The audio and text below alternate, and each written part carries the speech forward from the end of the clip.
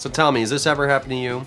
You're tuning your guitar with the tuner, you're getting everything lined up, perfectly centered, and then you go and play a chord, and your guitar's out of tune.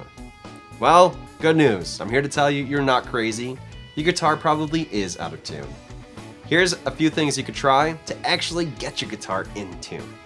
Number 1, make sure you're always passing through your strings with the tuner 2 times. The reason for this is because every time you change the tension on a string, you're actually changing the tension on the entire neck. And if you have a floating bridge, you're also changing the tension on that floating bridge. So you have to remember, anytime you have a significant change in tension on a string, you're also, to a lesser degree, having a significant change in the tension of the whole neck, and therefore all of the other strings.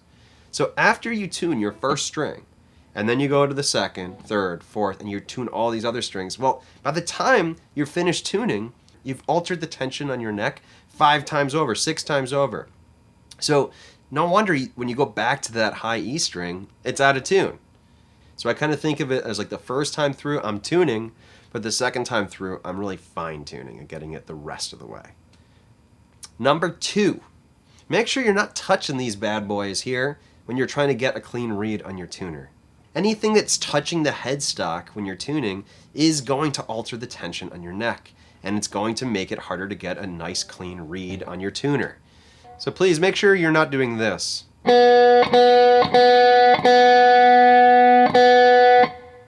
And then just calling it quits. Do it one more time without touching the headstock. And look at that, I'm still flat. So get it up the rest of the way. Let go.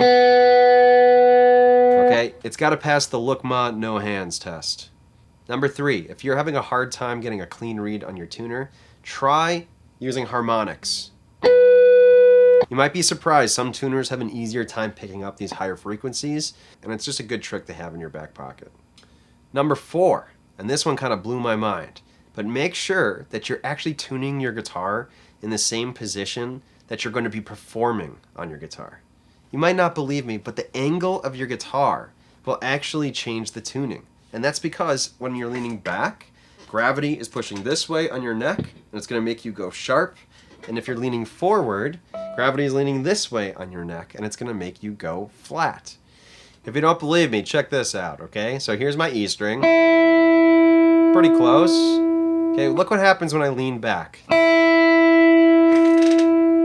go sharp. Look what happens when I lean forward. You ready? I go flat. Come back to the middle here.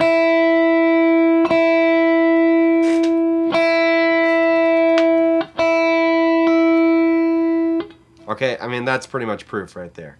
So all these little things can have an overall pretty big impact on your overall tuning.